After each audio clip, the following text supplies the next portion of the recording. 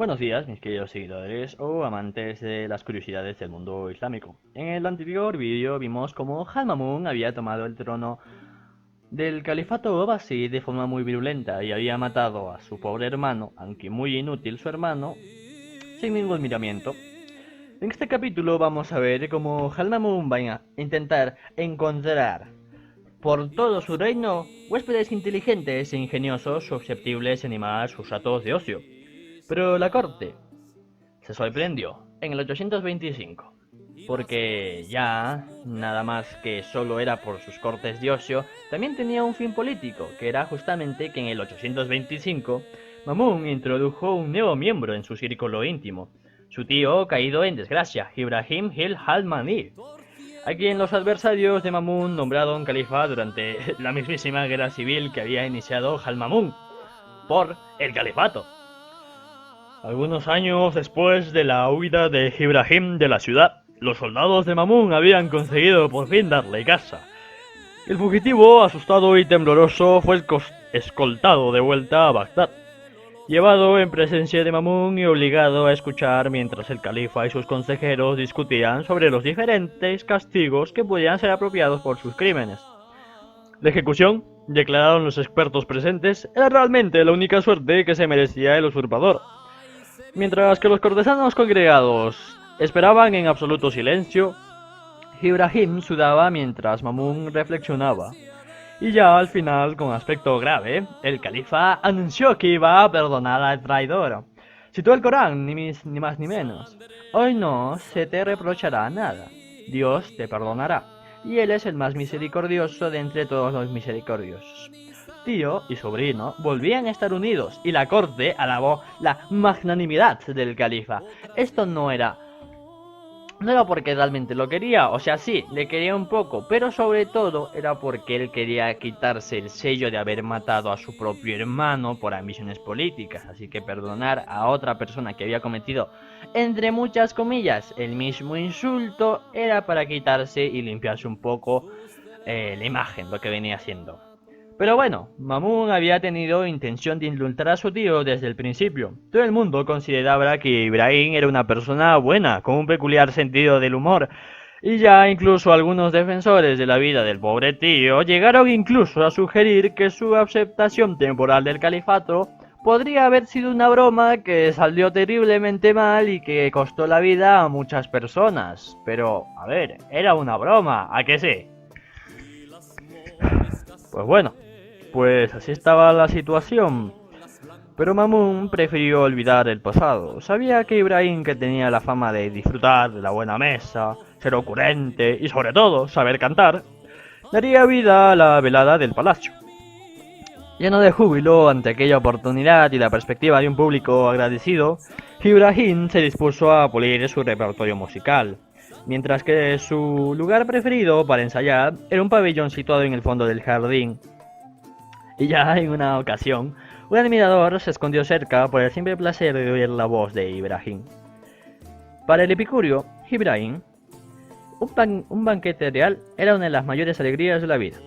Los manjares más escogidos del mundo islámico se reunían en las mesas puestas con oro y plata, manzanas y albaricoques de Siria, pura miel blanca de Isfahán, conservas de agua de rosas endulzadas procedentes de las provincias persas de Fars y melones del otro lado del mar Caspio, que se mantenían frescos dentro de unas cajas llenas de hielo.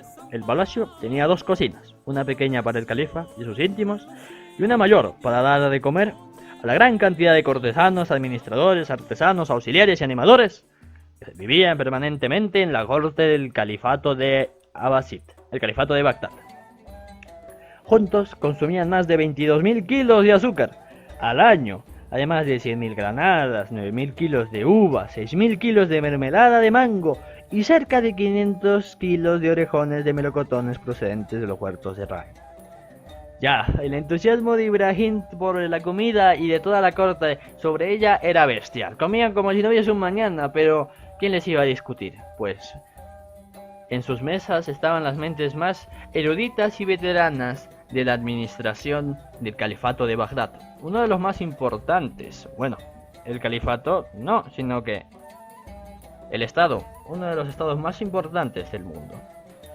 Ya el entusiasmo que Ibrahim sentía por la buena mesa le había llevado a escribir un libro de cocina. El primero en árabe, ni más ni menos, así que menudo logro que se llevó. Para él suponía una fuente de orgullo crear recetas, y pues ya algunas de ellas escritas incluso en verso. Uno de sus inventos, que bueno, era la santa maravilla para el califa, era un plato que consistía en 100 diminutas lenguas de pescado, todas exquisitamente esculpidas y juntadas para formar una sola y gigante criatura marina con ojos, boca, cola y brillantes escamas. Esto sin duda hizo que todos los comensales, e incluso el califa, pues estuviesen con la boca abierta durante mucho tiempo, y milagro que no se le hubiese entrado ninguna mosca, porque tal maravilla era solo para eso, quedarse pasmado un buen tiempo y que te entren las moscas. Aunque fascinante, la comida no era el único objeto de atención en la mesa del califa.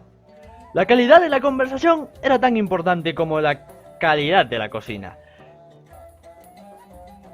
Moon y sus compañeros, vestidos para la ocasión con lino de rojo intenso, brocado bordado con oro, se deleitaban mutuamente con historias ingeniosas, recuerdos nostálgicos de días y amigos ya desaparecidos, y espontáneos discursos o discusiones de filosofía incluso. Después de la comida, Mamun solía llamar a una inteligentísima esclava de nombre Harib para que se reuniese con ellos y jugara al ajedrez, y como le gustaba decir a los presentes, agudizaba el ingenio. Disfrutaba organizando torneos de ajedrez para los cuales invitaba a dotados adeptos con el fin de que pusieran a prueba su ingenio, los unos contra los otros, y en su presencia los desafiaba a jugar con él. Pero le frustraba sobremanera la etiqueta formal del juego, así como los jugadores que hacían sus movimientos en medio de un sombrío silencio. El ajedrez está reñido con la cortesía, bromeaba. Hablad con naturalidad, como si estuvieses solos entre vosotros. Otro pasatiempo preferido, menos sedentario, era la caza, sin duda. A Mamun le encantaba la caza. Montado sobre los caballos más esplendorosos y más rápidos, él y sus compañeros se lanzaban a la persecución de aves de caza, ciervos, jabalíes e incluso leones. Sin embargo, no todas las presas estaban destinadas a ser despellajadas o comidas. Desde los albores de la dinastía, los califas abasíes se habían dedicado a capturar de forma más que entusiasta ejemplares de todas las especies vivientes que conservaban en unos zoológicos construidos junto al palacio.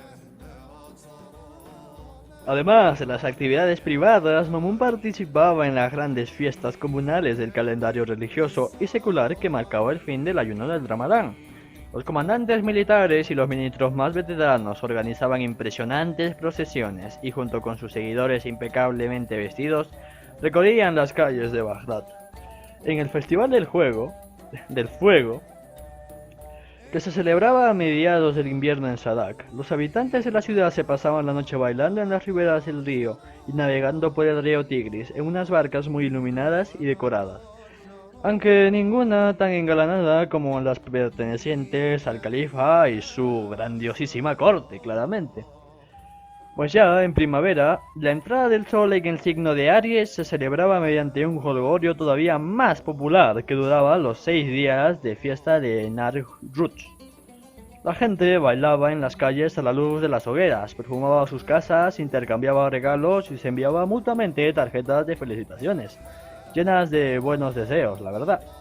Súbditos leales de todas las condiciones sociales hacían cola para colmar a su soberano y a sus ministros de regalos. Los pasteleros llevaban dulces manjares, los hortelanos ofrecían las mejores frutas de la temporada, los comerciantes de alfombras presentaban sus deslumbrantes artículos, los poetas aportaban sus versos escritos, y aunque el califa vivía en un palacio abarrotado de tesoros indescriptibles, se habría escandalizado si alguno de sus cortesanos se hubiera presentado sin llevar siquiera un frasco de incienso o una joya particularmente hermosa. ¿Dónde? Solía preguntar con la inocencia propia de un niño el día de su cumpleaños. ¿Está tu regalo de hoy? A todos los súbditos. Pues también los regalos estuvieron en la orden del día cuando Mamun se casó con Burán, la hija de 18 años de su visir o ministro principal. Ya la noche de la boda, la pareja se sentó en una estera hecha con oro, zafiros y perlas, mientras otros cientos de perlas, todas de un tamaño prodigioso, llovían sobre ellos para la ocasión. Los invitados más ilustres iban ataviados con togas de ceremonia, mientras el padre de la novia se paseaba entre ellos repartiendo bolas de almizcle del tamaño de un melón. Y cada bola contenía una nota con el nombre de un estado del país, una esclava, un caballo de pura raza o alguna otra pieza de propiedad que el visir entregaba al huésped que había recibido la correspondiente bola. Fue sin lugar a duda la boda del siglo. Burán, sentada en medio de la lluvia de perlas, no albergaba ilusión alguna con respecto a su matrimonio con Mamón.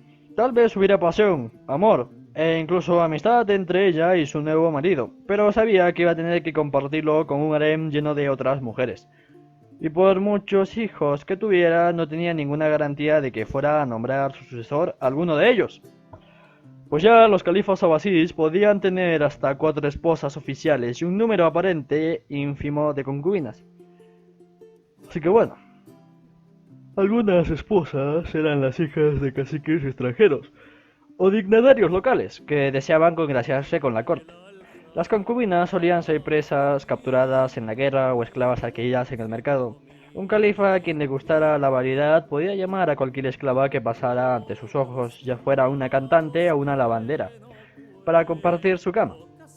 Algunas de estas esclavas, como Arib, su compañera de ajedrez, eran personas bien educadas y cultas, poetas, músicas, narradoras, cuyo talento había aumentado su valor en el mercado, hasta un precio que pocos, salvo el califa, podían permitirse.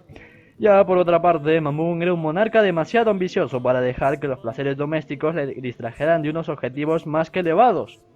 Ambicionaba consolidar y extender los poderes del califato, es decir, controlar no solo la maquinaria del Estado, sino también el propio de la fe. 200 años después de su fundación, una serie de disputas teológicas y posibles cismas sacudían el Islam. Los creyentes cuestionaban con amargura el propio Corán. ¿Era parte de la ciencia divina, tan eterno como el Dios cuya mente reflejaba, o era algo que había sido creado como la tierra y todo lo que estaba contenía?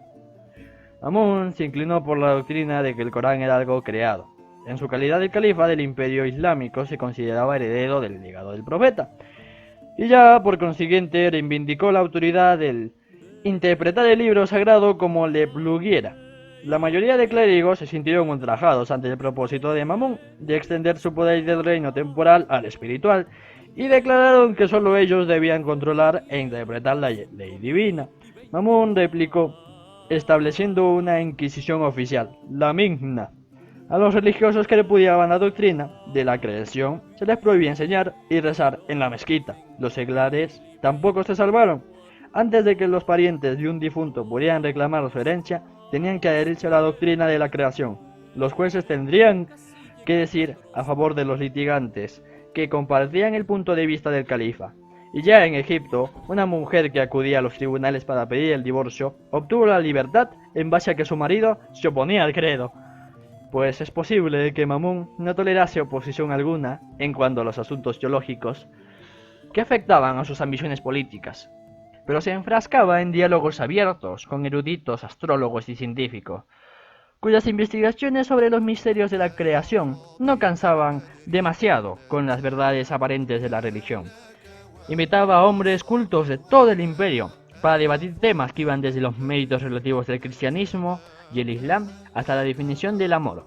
Todos, matemáticos, astrónomos, ingenieros y doctores en la medicina, recibían generosas donaciones de las arcas del califa.